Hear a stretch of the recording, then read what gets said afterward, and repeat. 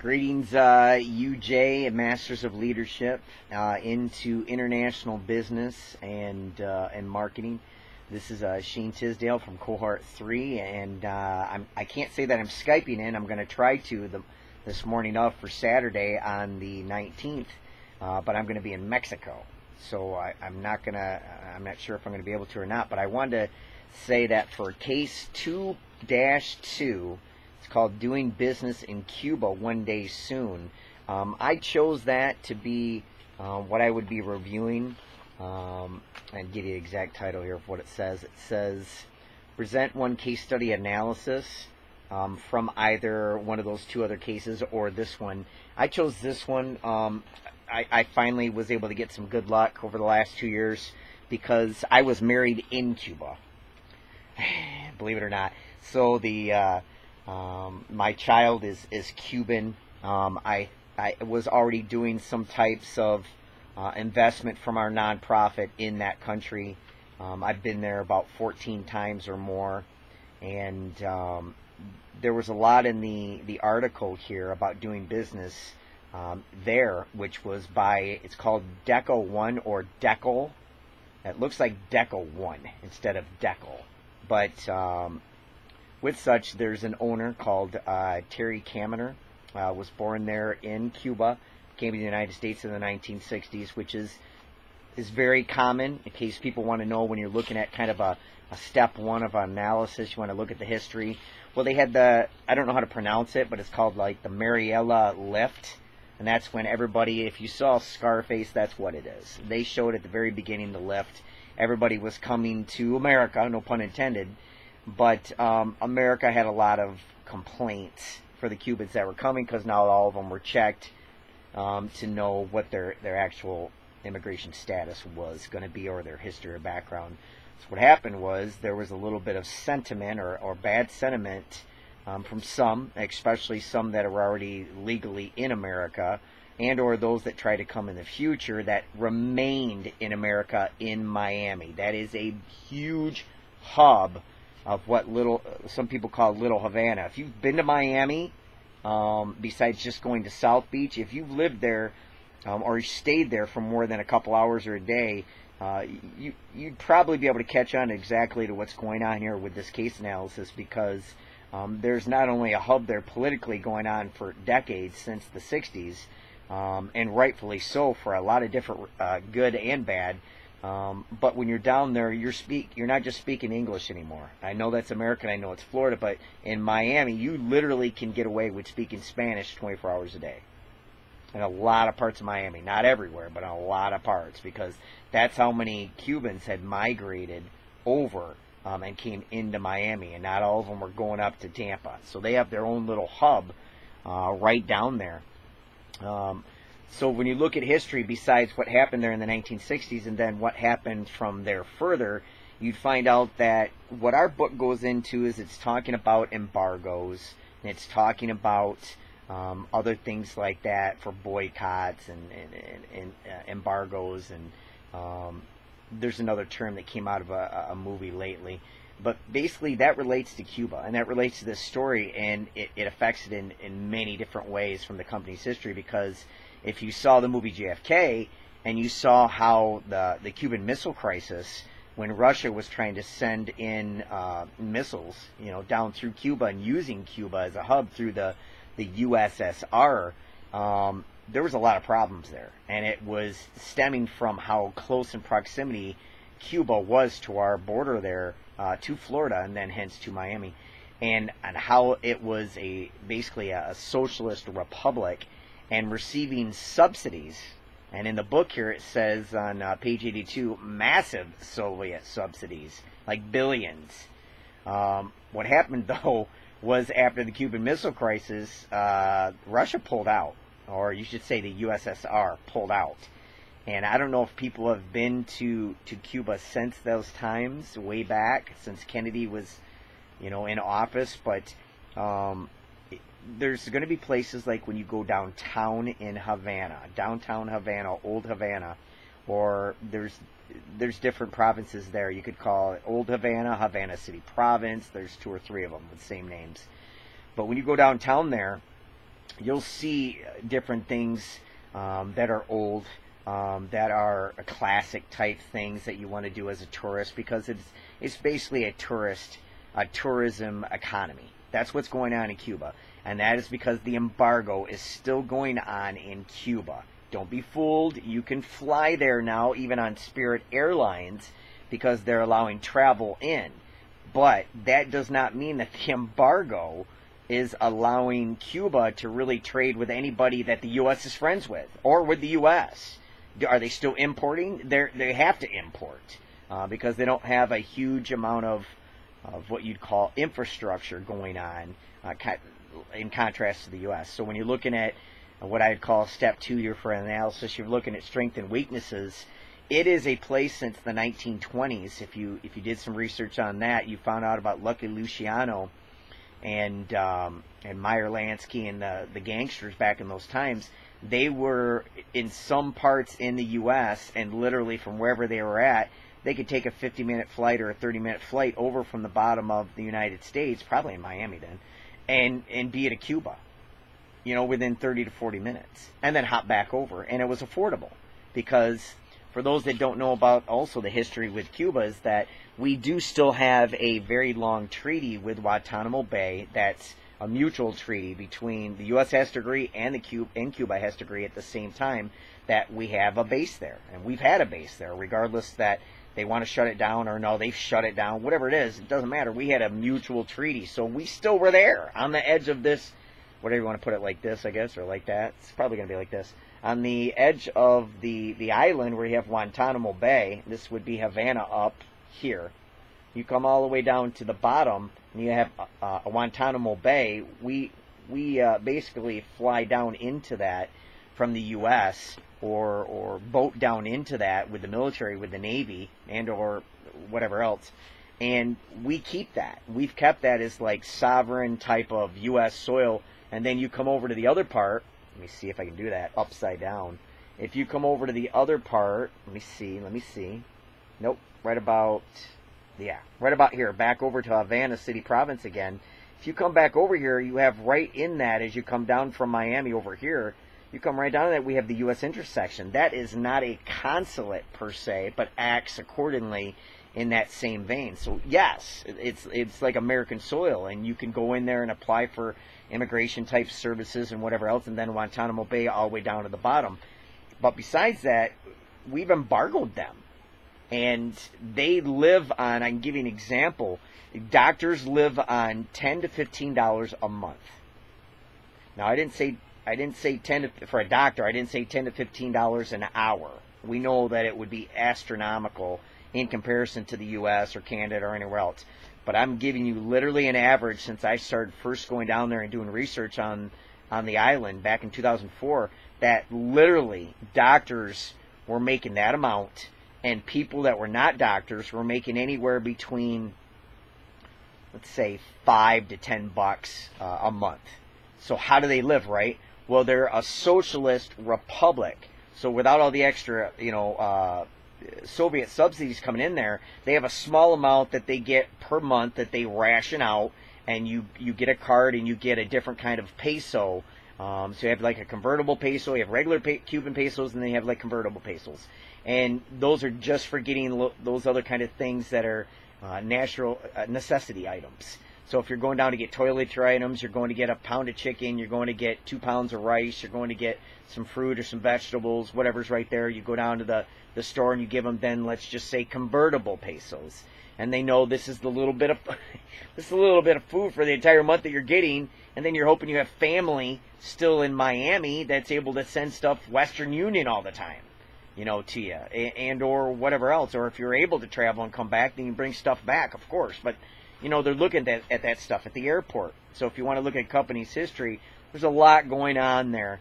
What I would say for strengths is that because Cuba, in proximity and geography to the U.S., the strengths are everybody knows it is a beautiful, beautiful island and place to go, and climate and everything, to be able to go there and take a vacation, fly right back out, have no problems. There's no kind of terrorism going on. There's nothing like that. There's no kind of uprisings, and there's no rebellions, and it's not like being in Central America at all. This is Caribbean for an island, and it's not like going to Central America where you're worried about rebels and uprisings and riots like in Venezuela and things like that. Those are not allowed. It's good news, bad news, but the strength is, no matter where you go, they're relying on you for your dollars that are going to be brought in to that economy from travel and tourism, and that's how they make ends meet. So that's a strength for them, because in proximity to the U.S. and the climate where they're at, it's perfect. I took literally a direct flight from Canada the first time in 2004, and it was a direct flight, so only like 5-6 hours straight from Canada straight down. I was there, and instantly I went from, I think, 40 degrees to 80 degrees instantly, right off the plane. So one of the weaknesses there's many weaknesses, is that if you travel around, besides, let's say, downtown, Cuba, in the province of Havana City province, not old Havana province. If you travel down through there, yes, you have classic this, and you have the old cars, and you have the music, and the mood, and the climate. The people are always really, really nice and good people, and things of that nature. Yes, they live in poverty, but they have found a ways creatively to do it and survive and do well still. I wouldn't say they're thriving economically in any way. So one of the weaknesses are, economically, what's happened is who's ever been in office, which has always been a Castro. Now it's gone to Raul Castro, that you'd see here on also page 82 in our book for this case study, is that was passed down from Fidel. And what they've done is, when the Soviets cut the subsidies, and the U.S. said, we're going to embargo you, Castro or Castro's administration said, well, we're going to continue to survive, but we'll let the world see what you've done to us. Literally, that's what's going on in Cuba. He has kept barely everything exactly the same. So good or bad, if you're in a good part of town, you think it's classic, it's nice to see, that's cool. But as far as mainline infrastructure type projects to keep up since the end of the 1960s, everything is in ruins. And I shouldn't say everything, but the majority of the island in different places that are not set tourism areas, they're in ruins. And or they're in ruins, but you'll see new kinds of signs going up talking about the revolution and how they survived taking the island back after the one guy, Batista, had left with billions, and left the country poor, and they had their revolution then. Besides that, it's just a really interesting mix between going to like jungle type of areas, not jungle, but jungle type areas, and driving around, and people are always kind of working together, but it's all poverty, and then maybe getting a few miles, few kilometers, whatever it is, down the street or into the next province, and going to a nicer place, and it's a tourism area, let's say, like downtown, and you're like, oh, this is so cool, and tourists are going in and out, and there's taxis, and there's a lot of things going on, but it's a third world country. If you've been to a second world country like Panama, or you've been to different parts of it that look like first world country, or Costa Rica, very friggin' different. So weaknesses are economy, very, very much on the economy. Weaknesses is that because it's lost all the subsidies, because if it's embargoed, it's a country in poverty. But as far as another strength, that means the potential. In our book, it talks about the potential to invest and do something else. That is possible now. It talked about Obama opening up different things. What you'll see is that it did, as a bad note, it did default on its first foreign creditor loan in 2008, which is horrible, horrible, horrible. And it left it in what the book calls a difficult position. But on July 1st, 2015, Barack Obama announced the formal resumption of diplomatic relations with Cuba, and that's when everyone started flying back in there, wanting to invest, wanting to do this. What I would warn people about is this. Yes, this is the time. Yes, good luck. I hope you do it. Like, I'll probably be wanting to do it in Cuba. What I would suggest is being very careful.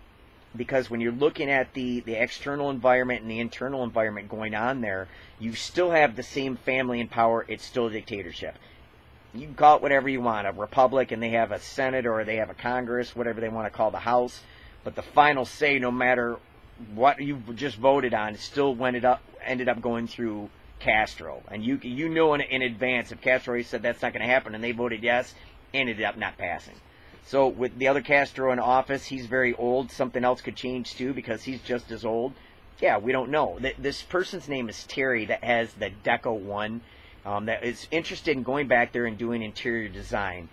If you gather information about the different environments, especially from the U.S., what I would say is that with who we have in office right now, which maybe might not get voted out, if you're looking at relations with Latin American type countries in this hemisphere, and then look at Cuba in relation to Mexico, it could be totally a flip-flop. But as of right now, when immigration is the top thing going on with an external environment relation with the U.S., I would caution anybody from jumping in full throttle. I would think about starting to get involved, starting to invest, look at what's going on, because if immigration becomes even a bigger problem for the U.S., they're going to not only keep the embargo, but this person in office is going to say more people are not going to be coming to the U.S., we're not going to be lifting the embargo, we're not going to do whatever. So to analyze my findings, what I would say is that as it relates to Cuba and this person, Terry, that owns Deco 1, she wants to do interior design, she wants to return to Cuba, and she wants to basically help them as they move on in the future to have their own houses, have control over their own houses, and basically own their own homes. And the truth is, Cuba's starting to allow that to happen. That's true. That's very true. That's happening. That's starting to happen right now. And many other things for privatization. But the problem is this, what people don't realize. These people, with the economy hasn't moved. So now we're privatizing down here and things are going to happen in the future and the potential is all over here. And that's beautiful. And it's going to go all the way up in the future. But that's not going to happen right now. And going from a third world country all the way at the very bottom where they're still considered under a developed country. The reality is that if you're still making, literally, it's absurd making $5 to $10 a month. And they're saying, okay, you're free. It's like, what are you talking about? I'm free, that's great, but unless I get people to invest over here and that money starts flying in and they don't do what Ford did back in the day where they invested millions and billions or whatever, and next you know, it was all seized. It was all seized by Cuba and from Castro, and next you know, they not only seized all the money and the subsidies and the equipment and everything else like that, but Ford was like, okay, well, I'm out of here. But Cuba kept all that stuff. Kept all that money, kept all the equipment, kept all the cars, whatever it was. And Ford was like, well, we're screwed. And that led to probably the embargo and everything else like that when by the time Castro seized power and then seized everything else. So I would caution people, or I would say be on that plane of caution when you're investing in Cuba, or if you want to do like interior design with people that could end up starting to own their homes but couldn't afford to do it. They can own it, but they can't afford to own it. What I would suggest is that whatever happens in the future, if you want to become an interior designer in Cuba, that might not be the best idea in the short term. That would be something moving out of short term to mid to long term would be through my findings. What I've seen that people can afford there, it's like going to India. When Enron tried to bring power to India, they did this massive plant in the movie in their movie Enron, the smartest guys in the room, and they said, okay, we're going to bring all this to Dalhome, whatever, and they put up the big power plant. Nobody could afford the power. You know, probably nowadays in a lot of parts in India, maybe not there, but nowadays they probably could afford it. So if we're still in that stage in our book that talks about a developed country or developmental country, the truth is Cuba is very far from even being in that category, soundly, especially with the people in power. So what I would say is that be cautious. If you want to be doing interior design, unless you can bring that price point down to a tiny amount of $5 for doing an entire house out of an entire month worth of work to decorate, if you can't get price points all the way down to what the median average wages per month, which is between $5 to $10, 10 to 15 only if you're a doctor, I don't know what you're doing trying to do interior design there, sadly. So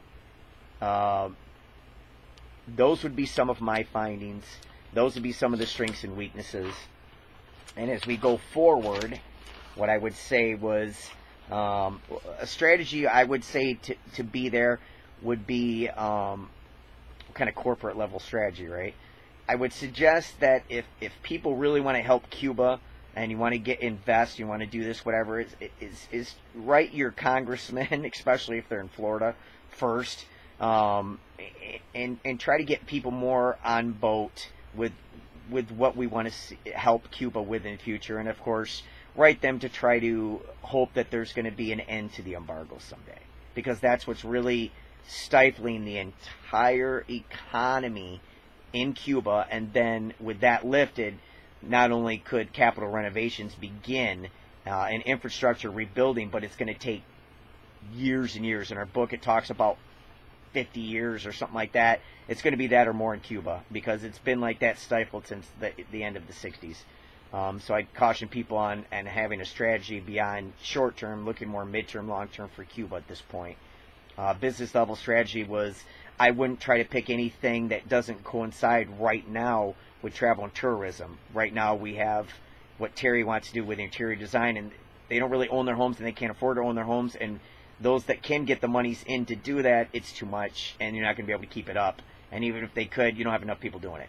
So for a business level strategy, something that coincides to travel and tourism, I would highly suggest. If you can invest in a restaurant, you can go down there and you're living in Florida and you can bring goods and services over there and things of that nature. Something else you want to sell that's within that price point of a few dollars, even that's going to be a problem. But if you can get to tourist areas like Havana City Province and downtown and things like that, do it. And if you have millions, invest in anything you can get down there for hotels to blend in with the tourism. Do it. Anything for boating, yachting that they will allow in the future, consider it. Because I don't know if they're going to let you, especially with that form of government they still have in there. Analyze implementations, controls. There's no one's going to have any controls there except that government. And it's a dictatorship, regardless if they call it a republic. So I will again say that once more, that that's stifling what's going on, and that is another weakness. My recommendations, I've just gave them then, and I would consider anybody and everybody to go there and go to different provinces and get an idea of what's going on there, and keep an eye on the global news, like what we're doing for the next article here that's due, to find out if the embargo ever is lifted or what parts of it are lifted, and what things that have changed right now with privatization that allows you to invest in, and how, so that once you get an investment in there, you know that it's at a very small enough price point that people on the mass can afford there in Cuba, not just the travelers coming in. Or if you're going to focus on them, know exactly what parts to go to, how to invest, and what could happen overnight, like Ford, if everything is seized or some kind of law comes down and now you're screwed. You're out of luck. That would be my review. This was on Cuba, and this was about the owner of Deco One, which is, Terry, what's Terry's last name here? I'm looking it up. Terry Kaminer. And it's on case study 2.2 for doing business in Cuba one day. So I hope you enjoyed it. This is Shane Tisdale, and thanks so much.